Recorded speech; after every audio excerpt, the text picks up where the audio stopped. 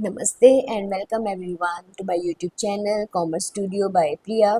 So today I will be discussing with you the meaning of salary, the theoretical aspects. So before starting with the practical aspect, we should know the exact meaning of salary, what will be included in the salary and what will be excluded from the salary. So let's begin. The major points to be keep in mind while calculating the salary. These are defined under section 614. First point is employee employer relationship. This is at most required in this head. Employee employer का relationship होना बहुत ज़रूरी है. अगर employee employer relationship नहीं है तो कोई भी रिसीट वो सैलरी हेड के अंडर नहीं आएगी.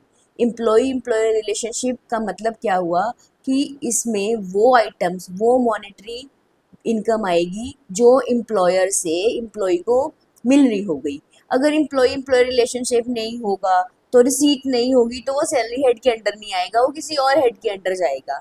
तो एम्प्लॉय एम्प्लॉयर का रिलेशनशिप होना ज़रूरी है. Regular receipt of monetary benefits, regular चल रहा है, सैलरी रेगुलर मिलती है. ये थोड़ी कि एक महीने काम किया, जैसे ठेके पे काम करते हैं जो लोग, जितना काम किया उतनी पैसे मिल जाते हैं, तो वो सैलरी नहीं होती क्योंकि वो ठेके पे काम कर रहे हैं, कॉन्ट्रैक्ट है. जितनी देर कॉन्ट्रैक्ट है, काम किया मीन्स काम के बेसिस पे होता है इतना काम करना है.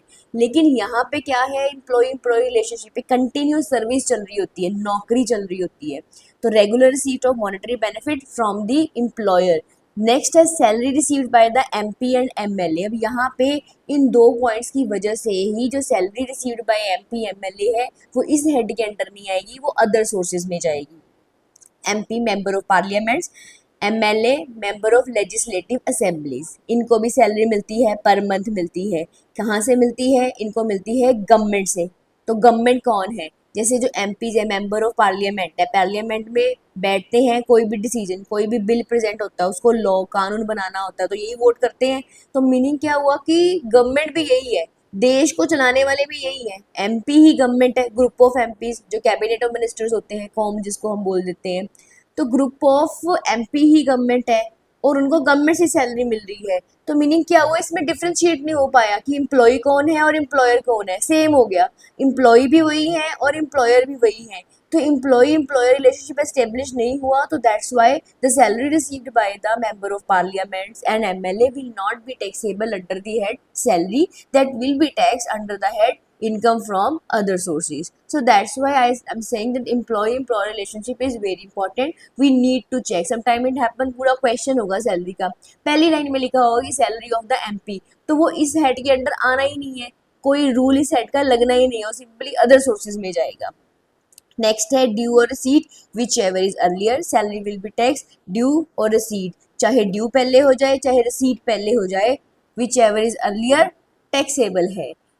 इसका मीनिंग क्या हुआ कि अगर आप एम्प्लॉय ने सर्विसेज रेंडर कर दी है तो ही इज एंटाइटल, ही और she entitle to get the salary. तो चाहे उसको मिले ना मिले सैलरी, उसको बाद में मिले इकट्ठी मिले, बट वो मंथली टैक्सेबल होगी. टैक्स मंथली नहीं पे करना, मीन्स फुल 12 मंथ्स की सैलरी ही टैक्सेबल होगी. 12 महीने का साल होता है फाइनेंशियल ईयर, अप्रैल टू 31 मार्च. हो सकता है बीच में 2-3 महीने की सैलरी रिसीव नहीं हुई, लेकिन ड्यू तो हो गई, तो पूरे 12 महीने की सैलरी की ही रिटर्न जाएगी.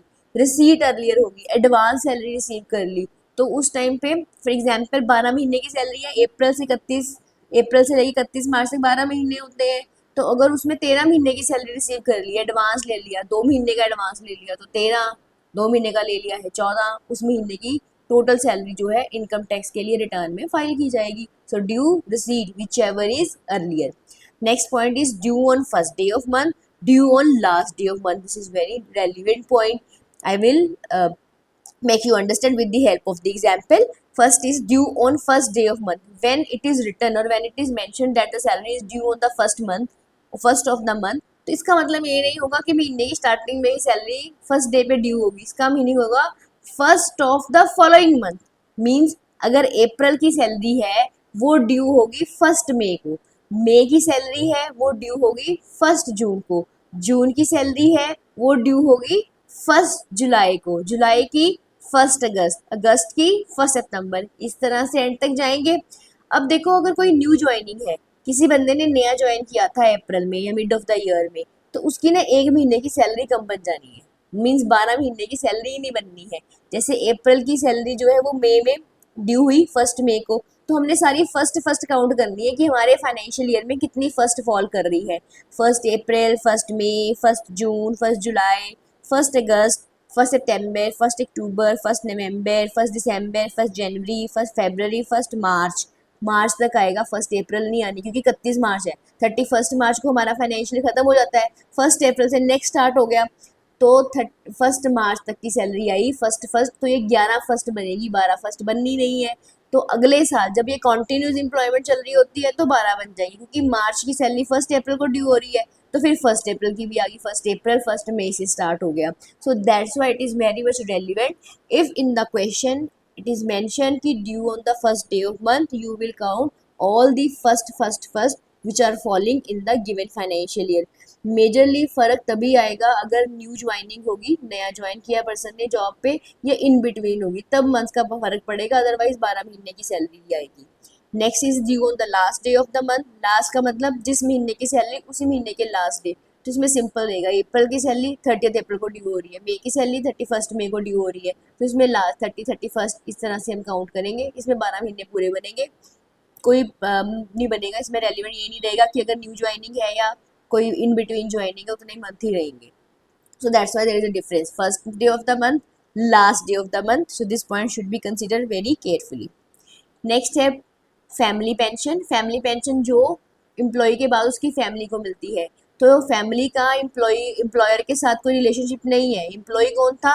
जो मेजर था, जो मेन प्राइमर बंदा था। अब उसके बाद अगर ही इज नो मोर, उसके बाद जैसे स्पाउस का रूल है कि अगर 1 person is entitled to receive the pension and is no more, तो स्पाउस, जो भी सर्वाइविंग स्पाउस है, वाइफ है तो हस्बैंड, हस्बैंड है तो उसकी वाइफ, तो जो उस फैमिली मेंबर है, they don't have the employ relationship, तो इसलिए फैमिली पेंशन इस हेड के अंडर नहीं आनी है। Family pension will be taxable under the head other sources only because उसने एम्प्लॉयर वाला टेस्ट पास नहीं किया, चाहे रेगुलर मिल रही है।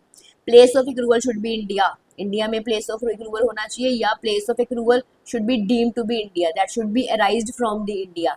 लाइक जैसे हमने करा था रेजिडेंशियल स्टेटस वाले लेक्चर में कि जो इंडियन इनकम होगी, the income which is received in India और which is arise in India. For example some employees are working on the behalf of the government in the foreign country, foreign country में काम कर रहे हैं लेकिन on the behalf of Indian government या Indian company के behalf पे कर रहे हैं, तो उनको जो सैलरी मिल रही है वो इंडिया से मिल रही है, तो सोर्स इंडिया हो गया, तो उनकी सैलरी टैक्सेबल होगी इंडिया में, इररेलेवेंट कि स्टेशन स्टेटस क्या है, चाहे वो नॉन रेजिडेंट है। We have discuss non resident के लिए इंडियन इनकम टैक्सेबल है। तो प्लेस ऑफ एक्रूवल का मतलब क्या हुआ? जो सैलरी इंडिया से अराइज हो रही है, इंडिया में रिसीव हो रही है, that will be taxable in India.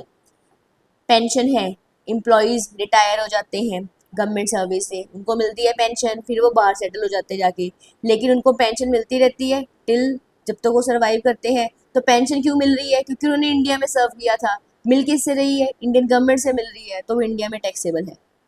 Next है arrears of salary, advance salary. Arrears का मतलब वही सैलरी जब नहीं मिली, इकट्ठी मिली, 1 महीने की सैलरी ड्यू हो गई, मिली नहीं, अगले महीने की भी ड्यू हो गई, नहीं मिली, तो बाद में मिली। या फिर sometime it happen in case of government sector, government जो है रेट्रोस्पेक्टिव इफेक्ट, पीछे वाले इफेक्ट से सैलरी डिवाइस कर देती है, सैलरी बढ़ा देती है, तो फिर पार्ट्स में पेमेंट मिलती है कि पिछले सालों के एरियर मिल रहे हैं, बकाया मिल रहा है, तो जिस साल मिलेगा तब टैक्सेबल होगा रिसीट बेसिस पे वो वाला एरियर, जब स्केल इंक्रीज हो जाता है।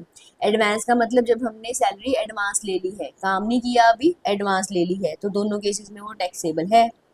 Next is voluntary surrender of salary to the central government or foregoing of salary. Let's do this point simultaneously.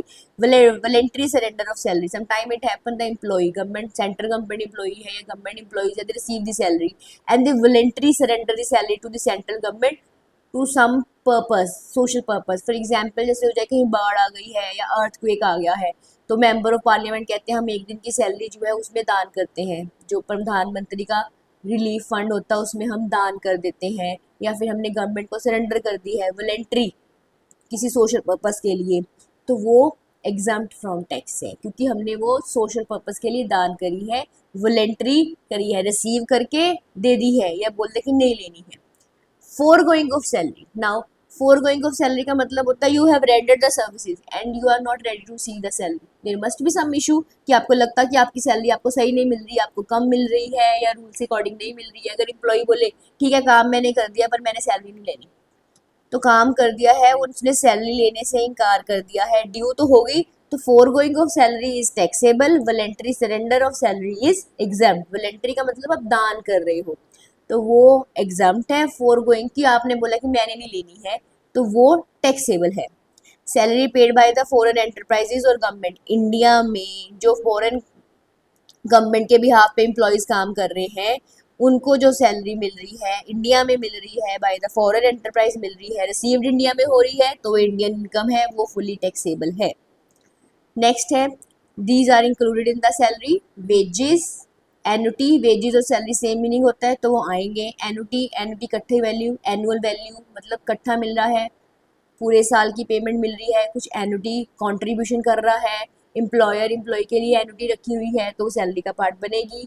Salary from SAARC member, अगर कोई teacher on the behalf of the SAARC member is doing some duties, performing the duties in India और on the other country, उसको जो payment है वो मिल रही है सार्क मेंबर से। SAARC member South Asian Association for Regional Cooperation, तो वो एग्जाम्प्ट रहेगी टैक्स से।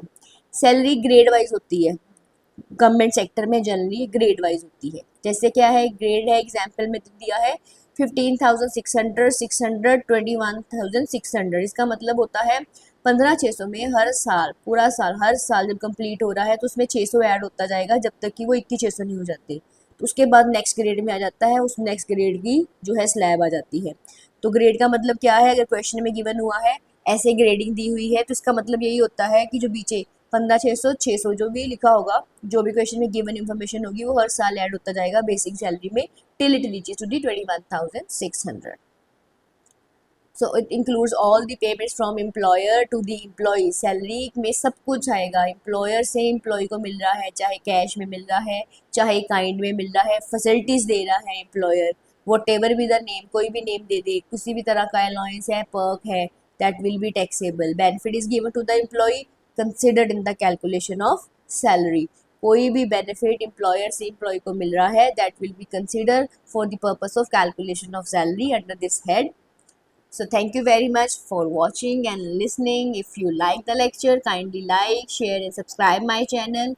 You can leave your questions in the comments. Stay curious, stay informed. Thank you very much.